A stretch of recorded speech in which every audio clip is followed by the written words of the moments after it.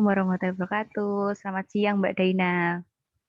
Waalaikumsalam warahmatullahi wabarakatuh. Siang, Bu. Bagaimana kabarnya hari ini, Mbak Daina? Alhamdulillah. Baik, Bu. Bagaimana kabar Bu Devi? Alhamdulillah, kabar Ibu juga baik, Mbak. Untuk sekarang ini, kesibukannya Mbak Daina ngapain saja? Kuliah ataukah kerja? Kesibukan saya kuliah, Bu, sekarang ini. Kuliah ya, Mbak. Sudah semester berapa, Mbak Daina? Iya, Bu. Semester 5. Sudah semester 5 ya, Mbak. Berarti sudah semester tua ya. Untuk tugas-tugasnya sekarang ini gimana, Mbak? Sudah mulai banyak ataukah belum? Tugasnya sih itu, Bu. Udah mulai banyak dan mepet-mepet itu. Jadi ya pusing sih, Bu. Berarti itu ya, Mbak harus bisa membagi waktu ya, Mbak. Iya, Bu. Oke, nah sekarang ini perkuliahannya masih daring ataukah sudah mulai luring, Mbak? Eh, di angkatan saya sih itu, Bu. Masih daring. Oh, Daring ya, masih Bu. daring ya. Berarti lebih Ya. banyak waktunya selama di rumah, seperti itu, Mbak ya. Iya, Bu. Nah, di rumah itu selain sibuk perkuliahan, juga sibuk ngapain aja, Mbak, untuk mengisi waktu luangnya ketika perkuliahannya sudah selesai, kayak gitu. Saya sih kalau siang gini tuh lebih ke main HP sih Bu, biar nggak suntuk gitu. Terus tidur, nanti kalau habis udah sorean saya main sebentar. Lalu ya udah nugas Bu jam 6-nya gitu. Oh, jadi Mbak Daina ini mengisi dengan hal-hal yang positif ya, untuk mengurangi rasa capek ketika perkuliahan, seperti itu ya, Mbak. Iya Bu, seperti itu. Oke, ngomong-ngomong, ada apa ya, Mbak? Apa ada yang bisa Ibu bantu? Iya Bu, saya ingin meminta bantuan Ibu mengenai permasalahan saya. Oh, jadi Mbak Dina ini ingin meminta bantuan kepada Ibu mengenai permasalahan yang Mbak Dina alami, seperti itu. Oke, berarti di sini intinya kita akan melakukan proses konseling bersama Ibu, seperti itu ya, Mbak Dina. Iya Bu, seperti itu. Oke, kalau begitu sebelumnya Ibu bertanya ya kepada Mbak Daina, apakah Mbak Daina ini sebelumnya sudah pernah melakukan proses konseling? Belum, Bu. Ini yang pertama kalinya saya melakukan proses konseling. Ini secara apa namanya? Online ya, Bu. Iya, Mbak Daina. Oke, kan Mbak Daina baru pertama kali ya melakukan proses konseling secara online. Nah, kalau begitu Ibu akan menjelaskan terlebih dahulu ya mengenai apa itu proses konseling, kemudian tujuan dari proses konseling itu apa, terus apa saja sih asas-asas yang ada dalam proses konseling itu, seperti itu ya, Mbak. Nanti kalau ada yang Mbak Daina tidak pahami atau tidak dimengerti mengenai penjelasan Ibu tadi, Mbak Daina bisa menanyakannya kepada Ibu kembali, seperti itu ya, Mbak. Iya, baik, Bu. Oke, kalau begitu Ibu terlebih dahulu menjelaskan mengenai apa itu proses konseling. Jadi, proses konseling yaitu proses di mana seorang konselor membantu seorang konseli untuk mencari jalan keluar dari permasalahan yang tengah dialami oleh konseli agar mencapai tujuan konseling. Nah, di sini yang berperan sebagai konselor yaitu Ibu dan yang berperan sebagai konseli yaitu Mbak Daina, seperti itu.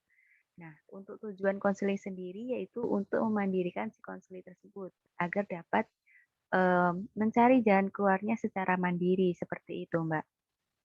Apakah bisa dipahami, Mbak Daina?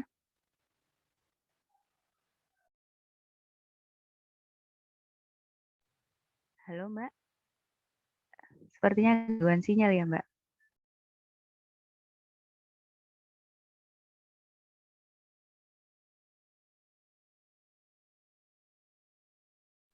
Halo, Mbak Daina.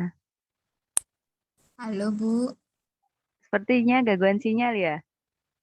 Iya, Bu, mohon maaf tadi tidak itu sempat kedengeran.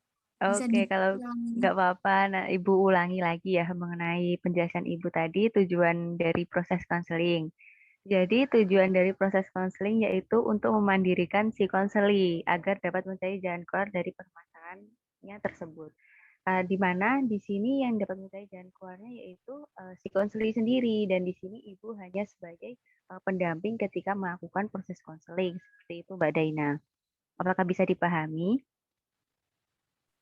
Seperti gini ya Bu, nanti yang menyelesaikan itu saya dan Ibu hanya menjembatani saya dalam memecahkan permasalahan saya, begitu Bu.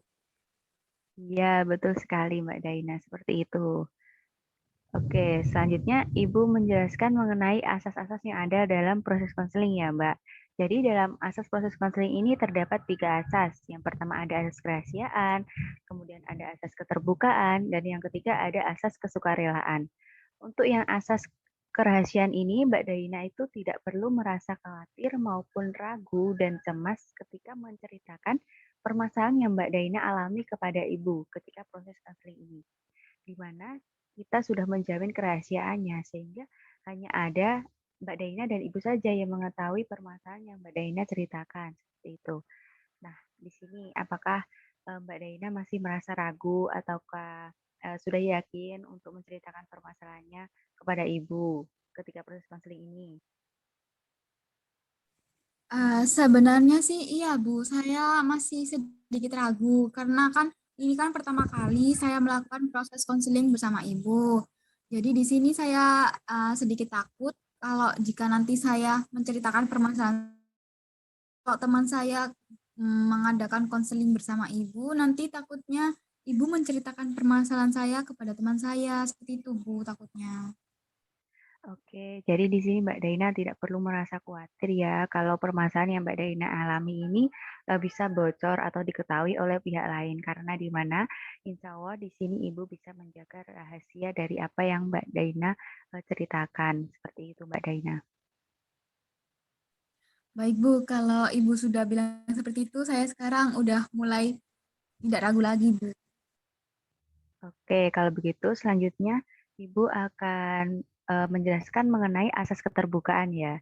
Jadi dalam asas keterbukaan ini, Mbak Daina bisa menceritakan semua permasalahan yang Mbak Daina alami kepada Ibu tanpa ada yang ditutup-tutupi lagi ya Mbak. Seperti itu. Nah, menceritakannya itu secara jelas seperti itu, di mana hal ini dapat membantu kita untuk mencari jalan keluarnya lebih cepat seperti itu Mbak.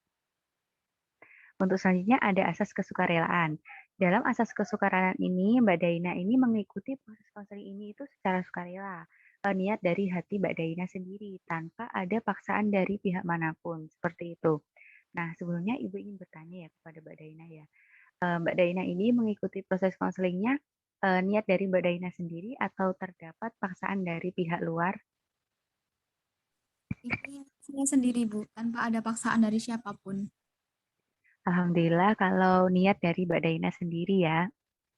Oke, selanjutnya Ibu akan menawarkan kepada Mbak Daina mengenai waktu pertemuannya ya. Nah, di sini Ibu menanyakan kepada Mbak Daina mengenai waktu pertemuannya. Mbak Daina ini ingin berapa kali pertemuan dalam seminggu? 1 kali ataukah 2 kali pertemuan seminggu?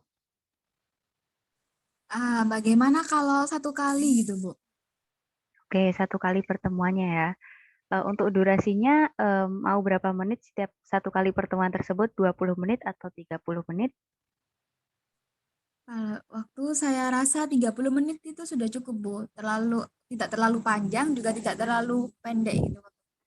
Oke, berarti kita sepakati bersama ya Mbak, kalau pertemuan konseling ini kita lakukan seminggu 1 kali dan untuk durasinya 30 menit, seperti itu ya Mbak? Iya Bu. Oke, oke. Sebelum kita ke tahapan inti, Ibu ingin menanyakan lagi ya kepada Mbak Daina, apakah Mbak Daina sudah benar-benar yakin untuk mengikuti proses konseling ini kepada Ibu, dengan Ibu, mengenai permasalahan yang Mbak Daina alami? Ya, saya sudah yakin Bu. Oke, kalau begitu Mbak Daina sekarang bisa menceritakan permasalahan yang Mbak Daina alami kepada Ibu tanpa ada yang ditutup-tutupi lagi ya Mbak. Ibu persilahkan, silakan Mbak. Baik, terima kasih Bu. Di sini saya ingin menceritakan permasalahan saya tentang saya itu takut gitu loh Bu. Karena kan sekarang kan kuliahnya kan online. Nah, di sini saya kurang percaya diri Bu jika ingin menyalakan mikrofon saat ingin menjawab gitu. Jadi Mbak Daina ini ketika perkuliahan online merasa kayak takut ketika akan menjawab seperti itu ya Mbak? Atau bisa dibilang Mbak Daina ini merasa kurang percaya diri seperti itu ya Mbak? Iya Bu, seperti itu. Tahu Mbak Dain mengapa Mbak Daina itu merasa takut dan sehingga menjadi kurang percaya diri ketika menjawab pertanyaan dari dosen tersebut, Mbak? Karena gimana ya Bu, saya itu ingin menjawab, tapi saya itu tidak yakin gitu loh, tidak percaya diri tentang jawaban saya, takut nanti tuh jawaban saya tuh kalau salah gimana, kan nanti takut ditertawain teman-teman gitu. Dan juga di diri saya juga nggak yakin kalau jawaban saya sama dengan teman-teman, kalau beda sendiri bagaimana gitu Bu. Jadi Mbak Daina ini merasa tidak yakin, takut ketika jawabannya berbeda dengan teman-teman yang lainnya, seperti itu ya Mbak? Iya Bu. Kemudian apa yang Mbak Daina rasakan ketika Mbak Daina ini merasa kurang percaya diri? Bagaimana Bu? Kemudian apa yang Mbak Daina rasakan ketika Mbak Daina ini itu merasa kurang percaya diri seperti itu? Seperti kayak merasakan rasa cemas atau bagaimana? Saya jadi itu Bu, tertutup pada teman-teman. Jadi kayak saya kalau teman-teman saya menjawab, saya diam. Terus saya sedih juga, saya kayak gimana ya, minder gitu loh, Bu. Jadi lebih Mbak Daina lebih tertutup dan juga minder seperti itu ya? Oke, Iya. sekarang Ibu akan memberikan skala kepada Mbak Daina ya. Nah, di sini Ibu ada skala 1 sampai 10, di mana skala 1 ini Mbak Daina merasa sangat percaya diri, dan di skala 10 Mbak Daina merasa tidak percaya diri sekali, seperti itu. Nah, dari skala 1 sampai 10 tersebut, Mbak Daina sekarang ini berada di skala berapa? 9, Bu. Berarti di skala 9 ya, Mbak. Nah, kalau boleh Ibu tahu, Mbak Daina ini apa itu merasakan kurang percaya diri ini sejak kapan ya? Sejak pertengahan perkuliahan online atau sudah mulai dari awal perkuliahan online?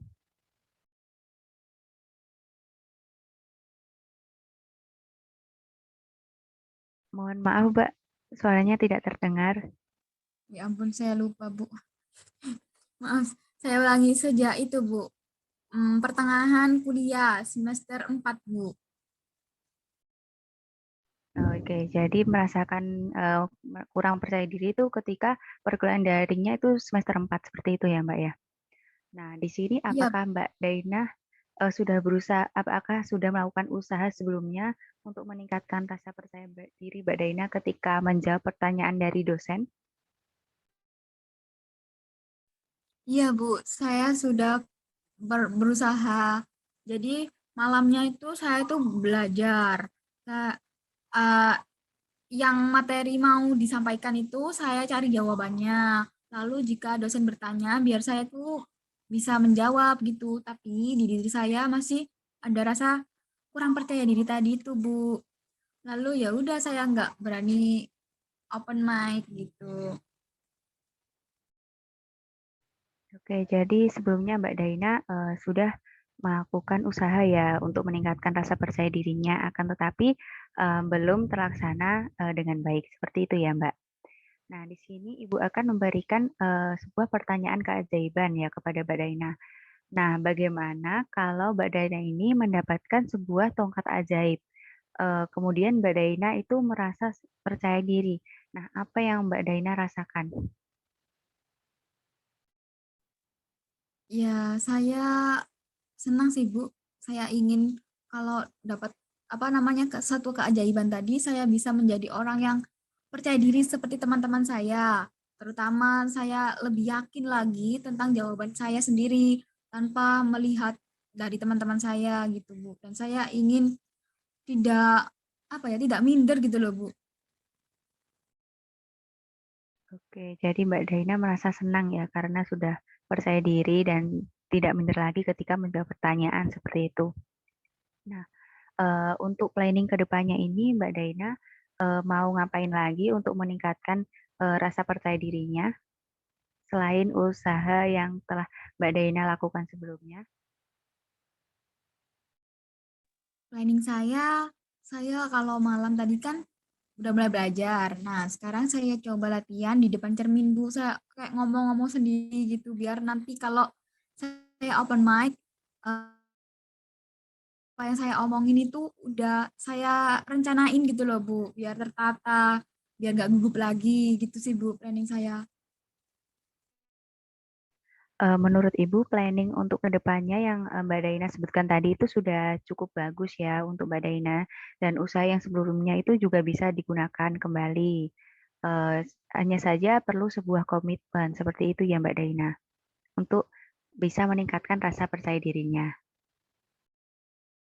Nah, untuk sekarang Ibu ingin bertanya lagi ya kepada Mbak Daina.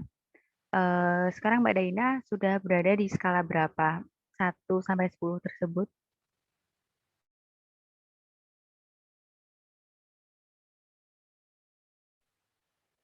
Halo Mbak Daina, sepertinya keluar ya.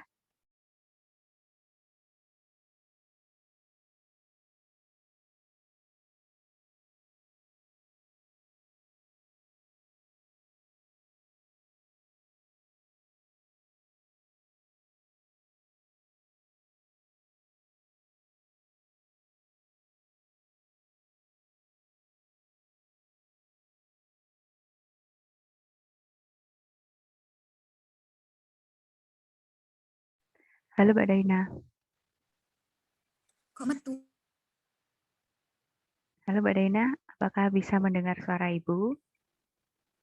Iya, Bu, dengar. Tadi keluar ya Mbak ya?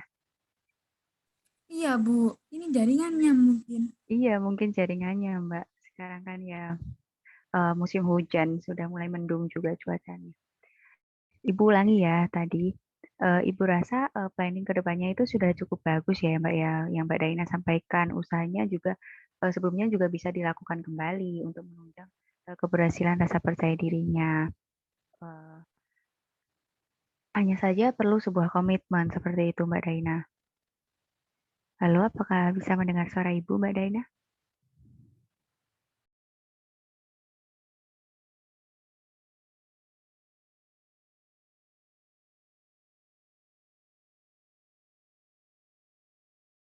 Halo, Mbak. Apakah bisa mendengar suara Ibu? Halo, Bu.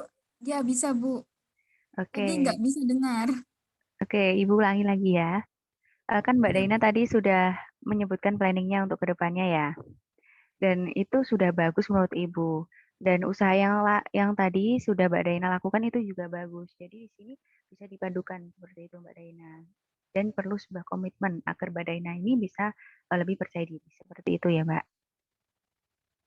Nah, untuk sekarang ini Ibu ingin bertanya ya mengenai skala tadi 1 sampai 9. Sekarang Mbak Daina ini berada di skala berapa? 1 sampai 10 tersebut. Kan Mbak Daina tadi di skala 9 kan. Nah, sekarang sudah melakukan proses konselingnya, Mbak Daina ini berada di skala berapa? Skala 7, Bu. Oke, di skala 7 ya. Menurut Ibu itu sudah bagus sekali ya karena sudah melakukan sudah ada penurunan seperti itu. Nah, untuk itu proses konselingnya Ibu rasa cukup sampai di sini terlebih dahulu ya Mbak Daina. Eh, Mbak Daina hanya perlu komitmen mengenai planning yang Mbak Daina sebutkan tadi agar bisa lebih percaya diri. Nah, untuk pertemuan selanjutnya Ibu ingin melakukan evaluasi mengenai pertemuan kita pada pagi hari ini. Apakah Mbak Daina ini sudah dapat meningkatkan rasa percaya dirinya atau belum seperti itu? Bagaimana Mbak? Ya, baik, Bu. Jadi, kita bertemu lagi 1 minggu lagi gitu ya, Bu? Iya Mbak Daina, nanti Ibu berikan info kepada Mbak Daina waktunya kapan seperti itu Mbak Daina. Iya, Bu. Oke, oke baik. Ibu rasa proses konseling kita cukup sampai di sini. Ibu akhiri. Mohon maaf apabila ada salah kata maupun perbuatan selama proses konseling ini. Eh, Ibu senang sekali Mbak Daina ini bisa melakukan proses konseling bersama Ibu meskipun secara virtual ya Mbak ya. Nah, kapan-kapan kita bisa bertemu kembali. Semoga bisa melakukan secara luring ya Mbak ya proses konselingnya.